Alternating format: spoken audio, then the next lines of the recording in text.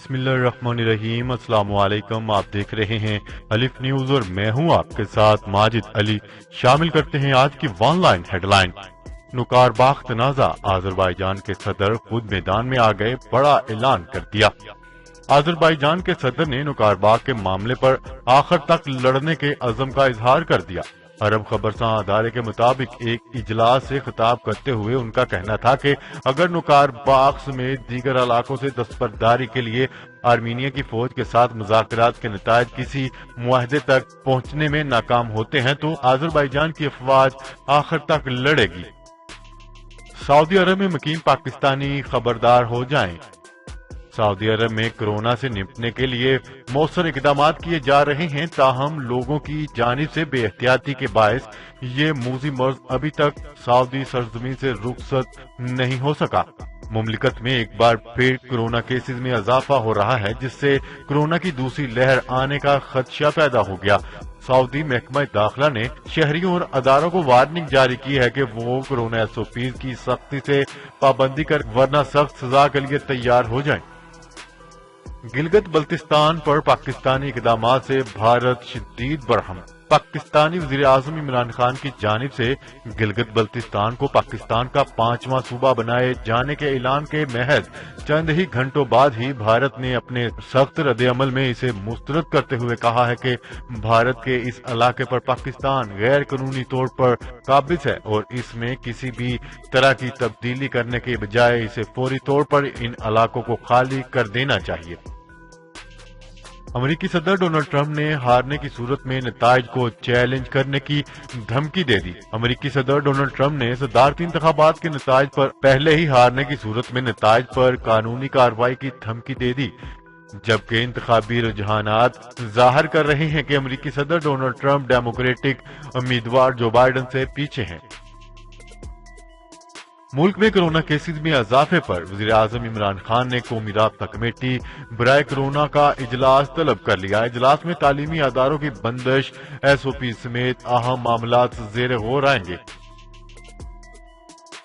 پاکستانی عمرہ زائرین کی 2 پروازیں حجاز مقدس پہنچ گئیں۔ پاکستان سے عمرہ زائرین کو لے کر پہلی 2 پروازیں حجاز مقدس پہنچ گئی ہیں۔ اسلام آباد اور لاہور سے 96 عمرہ زائرین جدہ پہنچ گئے، جو عمرہ ادائیگی سے پہلے 3 روز تک قرنطینہ میں رہیں گے۔ سعودی حکام کے مطابق قرنطینہ کے دوران عمرہ زائرین کو کھانے پینے کی ساری سہولیات فراہم کی جائیں گی۔ برطانیہ میں لاک ڈاؤن کا اعلان، شہریوں نے خریداری میں اضافہ کر دیا۔ برطانیہ میں دوسرے لاک ڈاؤن کے حکومتی اعلان کے بعد شہریوں نے اشیاء خورد و نوش کی خریداری میں اضافہ کر دیا۔ لاک ڈاؤن کے اعلان کے بعد لندن کی گروسری سٹورز پر شہریوں کا رش بڑھ گیا اور لوگوں نے اضافی خریداری شروع کر دی، جس کے باعث لندن کے گروسری سٹورز پر رش کے باعث لمبی قطاریں لگ گئیں۔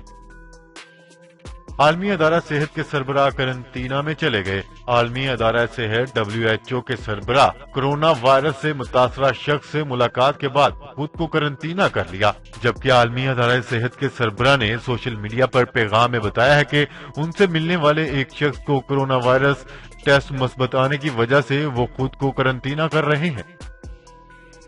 ترکی میں آنے والے شدید زلزلے کے 65 گھنٹے بعد ملبے سے 3 سالہ بچی زندہ نکال لی گئی۔ غیر ملکی میڈیا رپورٹ میں بتایا جا رہا ہے کہ زلزلے سے زمین بوس ہونے والی عمارتوں کے ملبے سے 3 سالہ بچی 65 گھنٹے کے بعد زندہ نکال لی گئی ہے۔ امدادی ٹیموں نے ملبے سے 3 سال کی بچی کو 65 گھنٹوں بعد زندہ نکال لیا۔ عدالت نے ٹک ٹاک پر پابندی اور PTA رولز فریم نہ کرنے کے خلاف درخواست پر PTA سے تحریری جواب طلب کر لیا۔ چیف جسٹس اطہر من اللہ نے ٹک ٹاک پر پابندی اور PTA رولز فریم نہ کرنے کے خلاف درخواست پر سماعت کی۔ PTA کے وکیل نے بتایا ہے کہ ٹک ٹاک انتظامیہ کے ساتھ PTA کے مذاکرات ہوتے رہے ہیں۔ عدالت نے استفسار کیا کہ PTA میں اس طرح کے فیصلے کون کر رہا ہے؟ کون لوگ یہ فیصلہ کرتے ہیں کہ کیا درست ہے اور کیا غلط ہے؟ اس لیے رولز بنانے بہت ضروری ہیں۔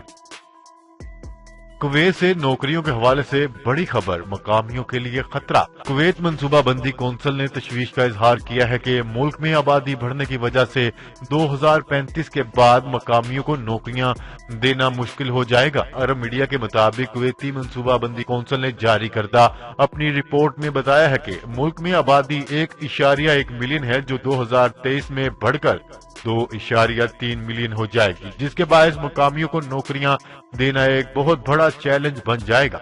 रिपोर्ट में मजीद बताया गया है कि कुवैत में आबादी में इजाफे की शरह 3% है, जबकि 2014 से सालाना बजट में खसारे और तेल की कीमतों में कमी की वजह से मुख्तलिफ अदारों में मुलाजमतें देना भी नामुमकिन हो जाएगा।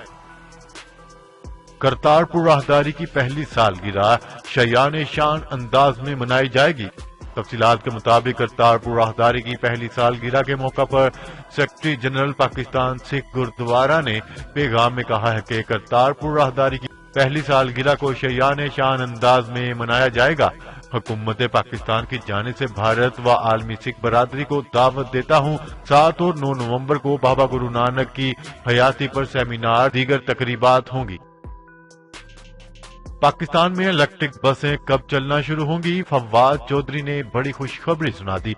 वफाकी वजीर science and technology Fawad Chaudhry का कहना है कि इस्लामाबाद में 38 इलेक्ट्रिक बसों का मंसूबा EOI की सतह पर आ गया। रवां साल दिसंबर में वफाकी दारुल हुकूमत में 38 इलेक्ट्रिक बसें चलना शुरू हो जाएगी। तफसीलात के मुताबिक वफाकी वजीर science and technology Fawad Chaudhry ने समाजी राब्ते की वेबसाइट ट्विटर पर अपने पैगाम में कहा है कि इस्लामाबाद में 38 इलेक्ट्रिक बसों का मंसूबा अब EOI की सतह पर आ गया। आइंदा अहम मंसूबा इस्लामाबाद एयरपोर्ट से मरी तक इलेक्ट्रिक ट्रेन का है। मंसूबे की स्टडी शुरू हो गई है। प्लानिंग मिनिस्ट्री से इजलास हो चुका। इंशाल्लाह इस प्रोजेक्ट से सियाहत और सफर का मंजर बदल जाएगा। अयाज सादक का बयान, अब्दुल कादिर बलोच ने बड़ा फैसला कर लिया। साबिक लीगी रहनुमा अब्दुल कादिर बलोच ने नून लीग से राहें जुदा करने का फैसला करते हुए कहा है कि सियासी मुस्तकबिल का फैसला 7 नवंबर को करूंगा। तफसीलात के मुताबिक मुस्लिम लीग नून सूबा बलोचिस्तान के सदर अब्दुल कादिर ने नून लीग से राहें जुदा करने का फैसला कर लिया और कहा है कि दोस्तों और सियासी रफ्का से मुशावरत जारी है। सियासी मुस्तकबिल का फैसला 7 नवंबर को करूंगा और 7 नवंबर को प्रेस कॉन्फ्रेंस के जरिए आगाह करूंगा। क्या वाकई फ्रांस से पाकिस्तानियों को निकाला जा रहा है? जेरे गर्दिश खबरों की हकीकत खुलकर सामने आ गई। भारत फ्रांस में मुकीम पाकिस्तानियों के हवाले से जाली खबरें फैलाने लगा। पाकिस्तान ने फ्रांस में पाकिस्तानियों को मुल्क बदर करने से मुतल्लिक भारतीय जाली खबरों की तरदीद कर दी। तर्जमान दफ्तर खारजा के मुताबिक भारतीय मीडिया और जाली ट्विटर अकाउंट से पाकिस्तानियों को फ्रांस से निकालने की खबरों को फैलाया गया है। बेबुनियाद और गुमराहकुन मालूमात वाज़िह तौर पर पाकिस्तान मुखालिफ भारतीय प्रोपेगेंडा मिशन का एक हाथ है।